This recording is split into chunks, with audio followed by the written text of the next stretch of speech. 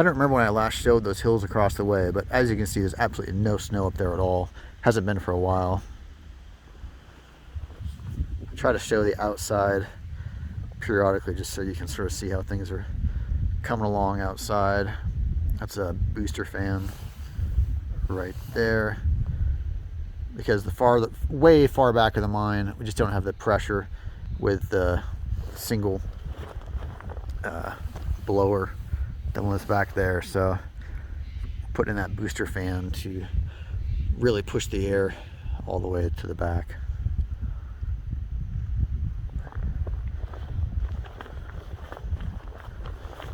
And we're gonna go work on some lagging right now. If you can't tell, we're in the Timber Cathedral. That's the ore car I've been using down there. And that right there that I'm highlighting with my light is the lagging we just installed. And something interesting back here, there was an earthquake recently that impacted this area as well. And so this timber right here was actually loose after the earthquake and had to be reinforced. And there were several other places in the mine where timbers and such had come down. So it does have an impact underground, for sure.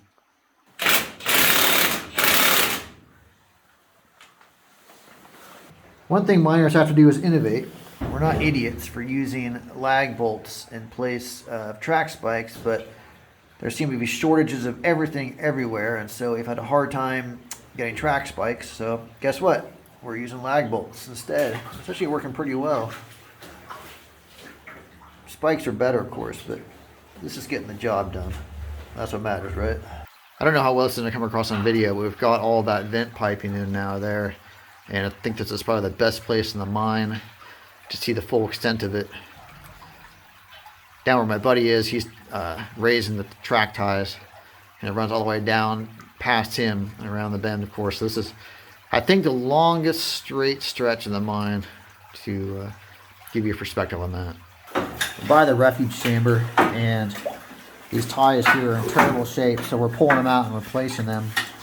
And I was pulling the spikes out of this one, and look at how rusted away some of these spikes are. Isn't that crazy? Yeah, that's what's left of one of the ties. Oh, nice. Great example. You can see why these are getting replaced. But this blew my mind, and we actually see this fairly often. This is a fairly extreme example, but there was another one I pulled out over here. Yeah, see, this one's pretty far gone as well. Pretty amazing. You can see one of the full-size ore cars back there. We're at the 1660 workshop, and the ore car was pushed back as a test to see where we were going to have problems with the track or it's scraping against timbers. So those ribbons there, and I don't know if you can see the others farther back, there's a pink one back there. Those are all the spots where we had troubles on the test runs. So we have to go back and either fix the track or shave the timbers down or even move them in some cases. But all part of the process. I mean, I am curious to see what's back there, but not that curious. That was a nice chunk. Toes, man, you alright? I think I got you. There. Yeah. That whole chunk out. Looking like you wanted. Okay, now push your end downhill, like towards the portal. Keep going all the way till you hit that culvert there. There you go. Nice, nice. Okay, coming up.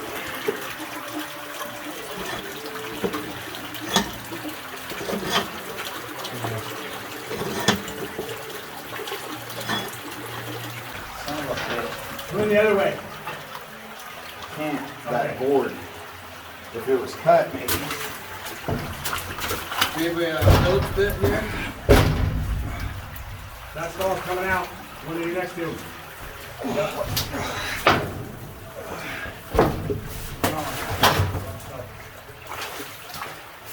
And all else fails. Street force and ignorance.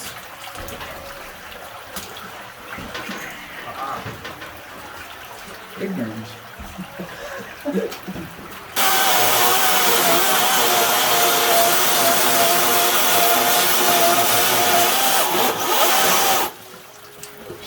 really sharpen it. You think?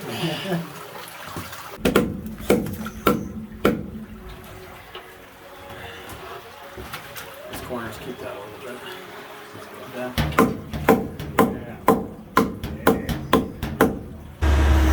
Bringing this blower over to the portal, take it underground. It's heavy.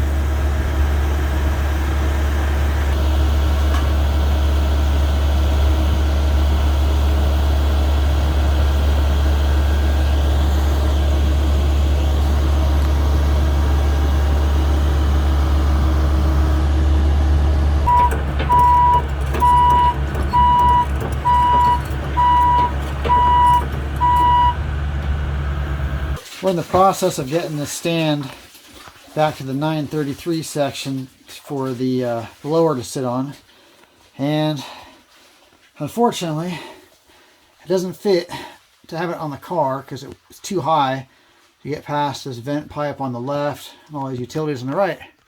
So we had to set it on the rail, and we're just pushing it back, slide it on the rail. It is a very good workout. So we're looking forward to getting out of this section so we can put it back in the flat car and roll it back more easily. But mining is a really good workout if anybody wants to get in shape. Got the stand in. Now comes the fun part of getting the blower in too. That flat car derails a lot. And so when this derails, it's going to be so much fun getting it back on the cart.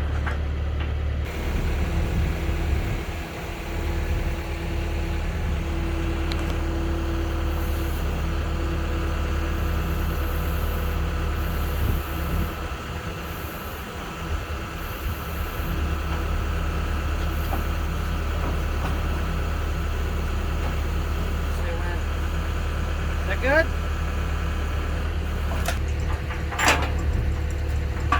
Now the fun part's gonna be when that derails, getting that back on. That bad? Yeah, it's derailing all the time now. There's so much track work we need to do. And away we go.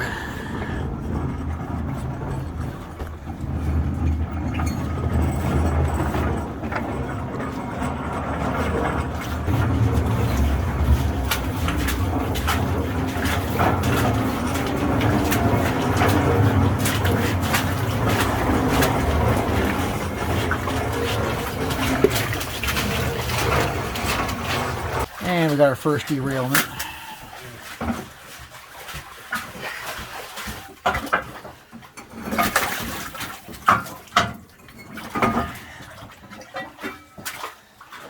Don't do that again, Jake, okay? We made it. Oh, yeah, that's the one. Sorry. Finally made it. No. Directly below. Alright, so we gotta pivot it up. Yeah. Alright, you wanna...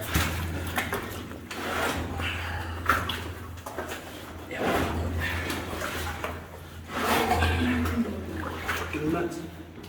Damn it! Alright, Mike.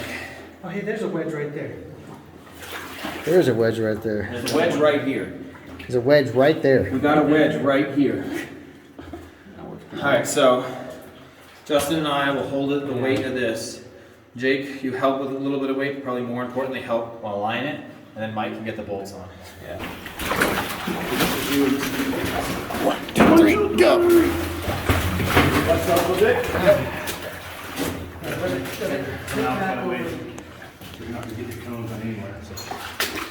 All right, we finally got this thing in.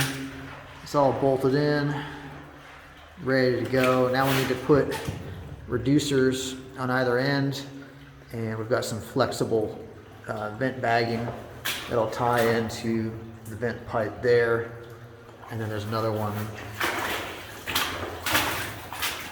right there. Yeah, it's time for lunch now, but that'll probably finish out the day for us, getting all that stuff bolted in and installed. I don't know if I've mentioned this before or not. If I have, I apologize for repeating myself, but a really clear pattern in this mine is that, I should clarify something first. So this is east and this is west to the left. So left is west, right is east. The ground going off to the east is generally pretty decent. You can see that just goes back and faces out right there. And there's not a lot of ground fall or problems in here. And that pattern holds true throughout the mine. But if you go to the west or the left, bad news. Every single drift off to the west is caved, complete mess. The water that's pouring into the mine is coming from this side. I mean, all the bad stuff, the worst ground, all of it is on this left or west side. So that was interesting to us when we figured out that pattern. And obviously no one's too keen to go running off to the left or west side when we have to run new drifts in here. So interesting pattern. We'll see how that plays out going forward. All right, just finished putting the reducers on. Next step will be to put the vent bagging running from there back to the rigid ventilation pipe there on both sides. Each one of these, we had to pre-drill holes and then bring it in and line it up and then put these screws in to tighten it down. That's what the inside looks like. Should make a difference. All right, we're up at the second level. You remember this area we cleared here? Well, we were clearing them for these magazines, and they're now in place. The smaller one here will hold the caps, and the explosives will be in this one. You can see you got the vents on top, and then inside they're lined with oak and fused together with liquid nails. So, and then the vent, it's got that little box thing over one end of it. So they're making them tight and secure. And that was, again, the whole purpose of all this work was to have these in. So now they're in.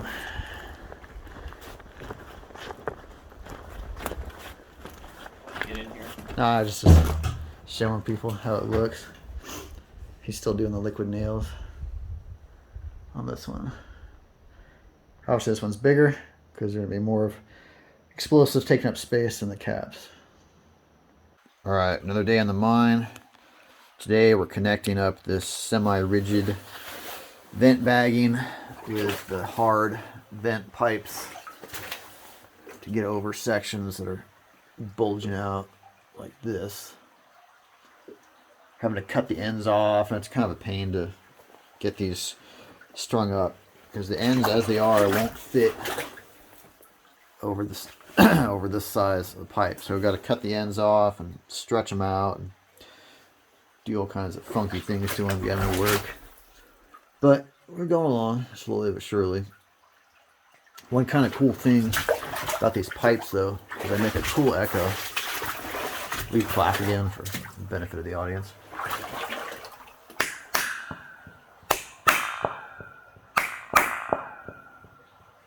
Good stuff. Echo. This one goes for a long way. That's why it's making such a good sound. See, we're having to cut off the ends. Now, it's a pain to stretch this onto the pipe as well. Yeah, and I put this one on the wire first.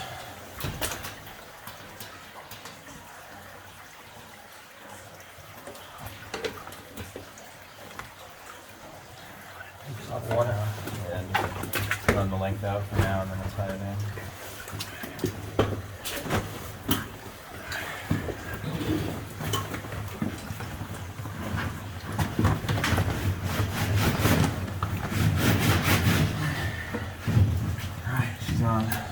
That one actually went pretty smoothly compared to how they usually go. This is a long section without any, like a hard pipe, so it'll take us a while to work through here. Also here, I wanted to show you this rotten wood. Look at that. It's like jelly. That has the consistency of jelly. I don't know if that's coming across on the camera or not, but that's just not doing anything at all. But we're not relying on that one. We got newer timbers here that are doing the job. That's an old rotten one. See, this is still doing the job. That's still doing the job. We got fresh wedges in there, so that's all right. All right, you can see we've run a long line of this semi-rigid vent bagging here. There's no vent pipe in this entire section because it's just bending and twisting around so much. But this is how it looks when it's all strung up in a long section like this. And there's an old stope above us here, actually. It's hard to see with all the timbers here, but you can see the quartz right there, miner's rafter. And then I think there's a better view. Yeah, you can see the edges of the stope up there, but they cribbed it all the way up now, so because they had to fill in that void. Back around the 1400 section now, this is where that pocket of quartz was. And you can see we're doing a lot of timbering work back here. This ground was worse than we initially realized, so just hauled a big load of posts in. And you can see another post will go right there. It's being held up by that right now, and the post will go right there. And then you see we've been jamming posts in here. This whole section is really slabby, and I don't know if you can see that all too well in 2 dimensions, but this is, we got big cracks running all through it, so we wanted to get this all timbered up, which we're in the process of doing with these awkward sized timbers. But well, they're awkward sized timbers because we have awkward space to work with. That's what I was trying to say. So we're just running that up through here. And this is that section where all that metal is tossed back there. It's in bad shape, and so there's that cut going around it to orient you. That's what that is. And it's gonna be it'll be an interesting experience running the vent bagging to connect all these pipes here for sure. All right, speaking of vent bagging, that's also what we're working on today. So I'm gonna go back and do some more of that as well. This is a 1200 drift here. It runs back to the raise. I wanted to show you how much timbering had gone on here. Remember, there used to be the timber sort of right there blocking things. So we redid all of that, so that when the time comes, it'll be easy to put a switch in there and run the rail back through that section. But see, we put some cribbing up there as well. The ground here is not great. And then we put a bunch of timber sets in all through there. And then especially through this corridor here. We reinforced all of this, as you can see. And again, we don't take out existing timbers, but we timber the hell out of it around them. So, in effect, this whole section has got brand new timber sets going through it. We got 2 of the resident squirrels here now. But the light's terrible, so you can't see them that well.